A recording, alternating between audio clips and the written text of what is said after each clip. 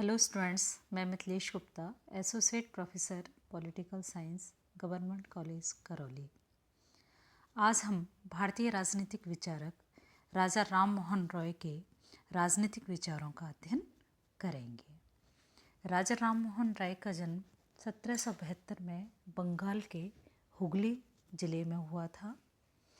राजा राम मोहन रॉय को आधुनिक भारतीय चिंतन का प्रमुख विचारक और आधुनिक युग का अग्रदूत माना जाता है।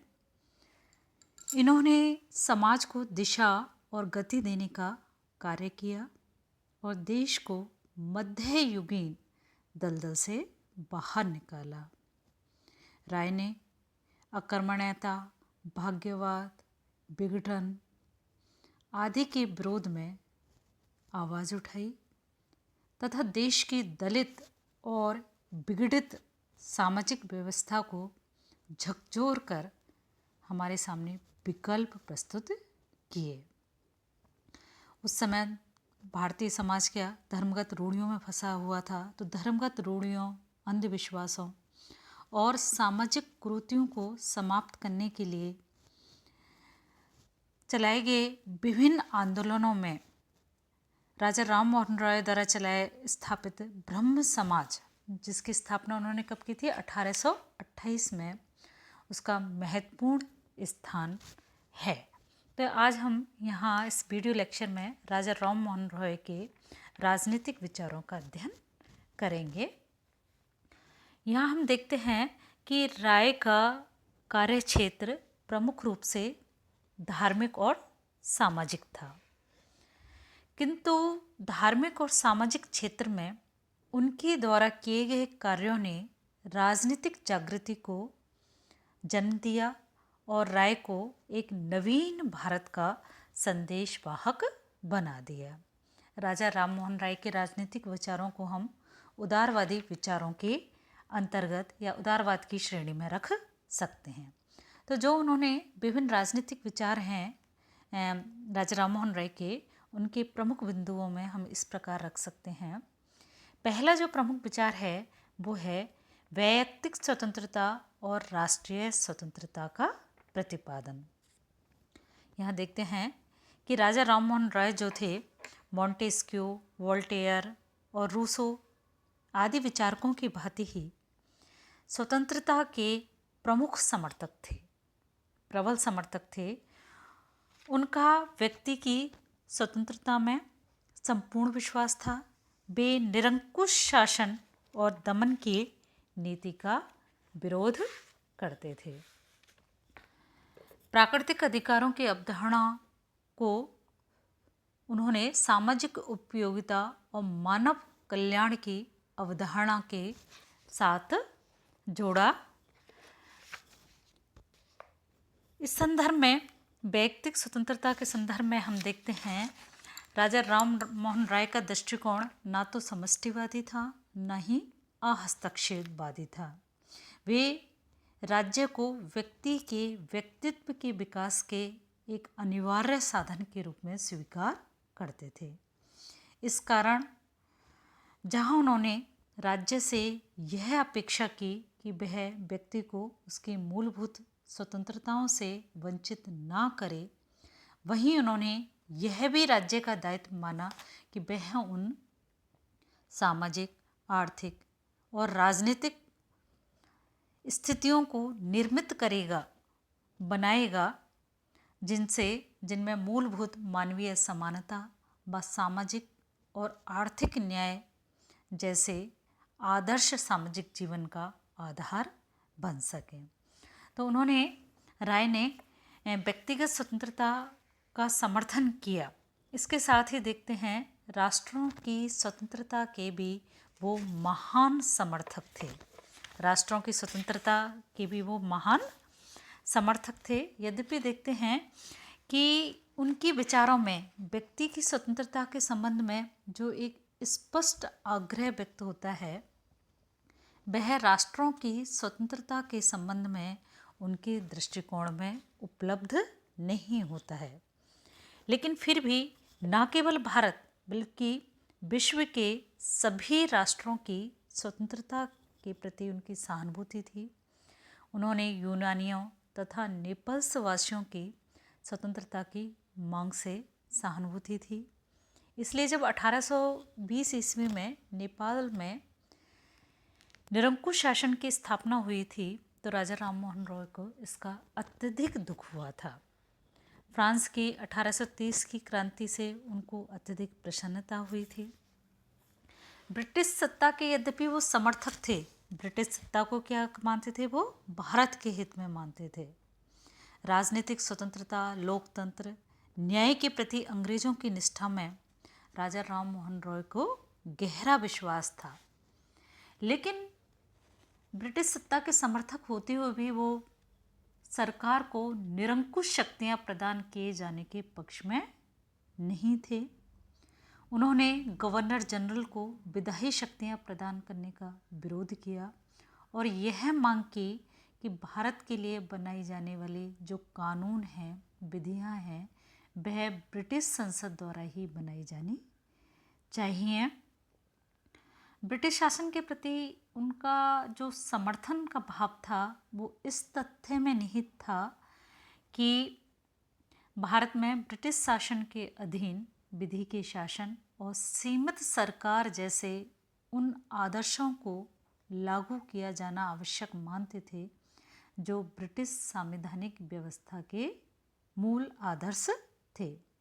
तो भारत में स्वराज्य की चेतना के विषय में उनका योगदान क्या था? प्रत्यक्ष ना होकर परोक्ष था। उन्होंने भारत के आत्मनिर्णय के अधिकार का समर्थन ना करते हुए भी भारतीयों में राजनीतिक जागृति के लिए अनेक प्रयत्न किए और उन प्रयत्नों के फलस्वरूप क्या हुआ? भारत में स्वशासन और स्वराज्य की चेतना का मार्ग प्रशस्त हुआ। तो इस तरह से देखते हैं कि राजा राम मोहन राय के जो विचार हैं उन विचारों में उनके व्यक्ति और राष्ट्र की स्वतंत्रता के प्रति एक चाहत देखने को मिलती है। और उन्होंने इस संदर्भ में यद्यपि प्रत्यक्ष समर्थन नहीं किया है राष्ट्रों की स्वतंत्रता का, लेकिन अप्रत्यक्ष रूप से उनके द्वारा जो कार्य किए गए, जो विचार प्रकट किए गए, उनसे भारत की स्वाधीनता, भारतीय स्वशासन और स्वराज्य की चेतना का मार्ग अवश्य प्रशस्त होता है। तो पहले प्रमुख विचार उनके हमने लिए स्वतंत्रता के संदर्भ में। अब दूसरे जो राजनीतिक विचार हैं वो है प्रेस और अभिव्यक्ति की स्वतंत्रता। प्रेस और अभिव्यक्ति की स्वतंत्रता का उन्होंने समर्थन किया। राय ने भारत में प्रेस की स्वतंत्रता के जो प्रारंभिक समर्थक थे उनमें से थे। मिल्टन की भांति लिखित अभिव्यक्ति की अवधारणा के वो समर्थक थे।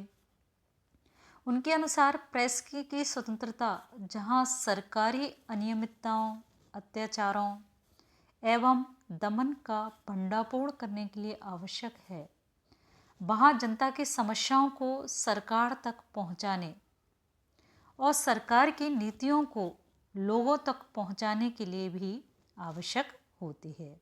इसलिए प्रेस की स्वतंत्रता, अभिव्यक्ति की स्वतंत्रता नागरिकों को प्रदान की जानी चाहिए। उन्होंने बंगला भाषा में संवाद कौमुदी और फारसी भाषा में मिरात उल अखबार का प्रकाशन कर जनता में जागृति पैदा करने का उनके द्वारा प्रयास किया गया। तो इस तरह से देखते हैं प्रेस की स्वतंत्रता के प्रति जो राय के विचार और अभिव्यक्ति की स्वतंत्रता के प्रति उनका तीव्र आग्रह हमें उनके विचारों में देखने को मिलता है। और उनकी मान्यता थी कि अभिव्यक्ति की स्वतंत्रता पर लगाए गए अंकुश जो हैं जनता तथा शासन दोनों को ही घातक सिद्ध होते हैं। तीसरा जो प्रमुख विचार हैं राजा राम मोहन रॉय के वो हैं न्याय संबंधी विचार या न्यायिक सुधार के संदर्भ में उनके विचार। राजा राम मोहन रॉय के भारत की न्याय व्यवस्था संबंधी विचार उनकी भारत की राजस्व और न्यायिक व्यवस्था की एक व्याख्या नामक पुस्तक में देखने को मिलते हैं। वो न्यायिक सुधारों के प्रति सजग थे। राय न्यायिक व्यवस्था को ऐसा स्वरूप प्रदान करना चाहते थे जिससे आम जनता को सुविधापूर्वक और शीघ्र न्याय मिल सके। इसे तो वो क्या है, न्यायपालिका और कार्यपालिका के पृथक्करण के समर्थक थे। न्यायिक भारत को भारत की जनता की आवश्यकताओं के अनुरूप ढालने के लिए उन्होंने ये उचित माना कि विधि संहिता का निर्माण भारतीय सामाजिक और आर्थिक संदर्भों को ध्यान में रखकर किया जाए। तो इस संदर्भ में जो उनके मुख्य सुझाव थे न्याय व्यवस्था में सुधार के संदर्भ में राजा राम मोहन राय के, उनको कुछ पॉइंट्स में हम ले सकते हैं कि न्याय व्यवस्था के संदर्भ में उन्होंने क्या क्या विचार व्यक्त किया। इसमें हम कुछ पॉइंट ले सकते हैं। पहला ले सकते हैं कि उन्होंने कार्यपालिका और न्यायपालिका संबंधी जो कार्यों को एक दूसरे से पृथक पृथक करने की बात कही। दूसरी ये कि जूरी व्यवस्था लागू की जानी चाहिए। 1827 में क्या है, जूरी प्रणाली आरंभ किए जाने के पक्ष में थे। इस संदर्भ में उनका मत था कि भारत में न्याय की पंचायत प्रणाली जो है जूरी प्रथा से समानता रखती थी। उनका सुझाव था कि सेवानिवृत्त जो न्यायाधीशों तथा अपने कार्यों से अवकाश प्राप्त कर चुके वकीलों व समाज के अन्य प्रतिष्ठित व्यक्तियों को जूरी का सदस्य बनाया जा सकता है।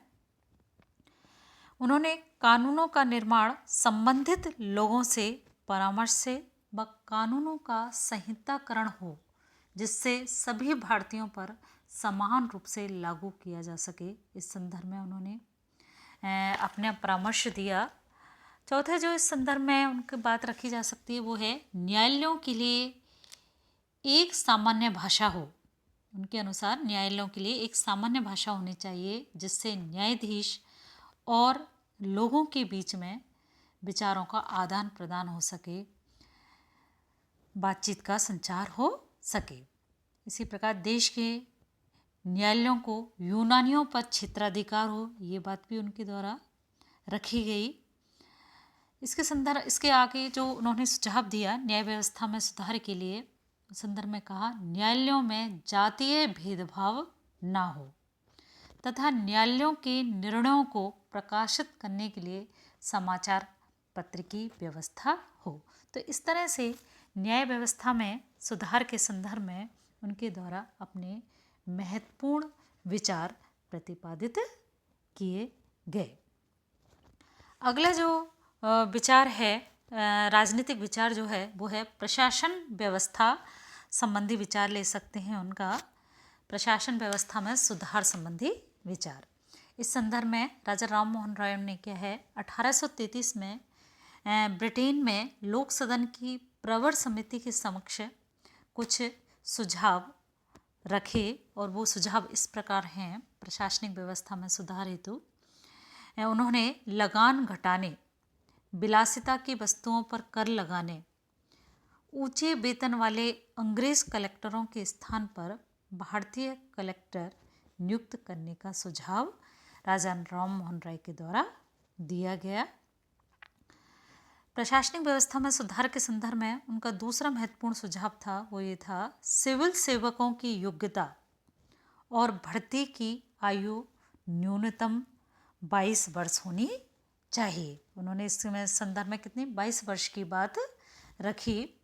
22 वर्ष की आयु को निर्धारित करना उन्होंने उचित माना। प्रशासनिक सेवाओं में भारतवासियों की अधिकाधिक जो है भागीदारी बढ़ाने की बात कही उन्होंने और स्थायी सेनाओं के स्थान पर नागरिक सेनाओं का निर्माण किए जाने का सुझाव जो है वो राजा राम मोहन राय के द्वारा रखा गया जिससे कि प्रशासनिक खर्चों में कटौती की जा सके।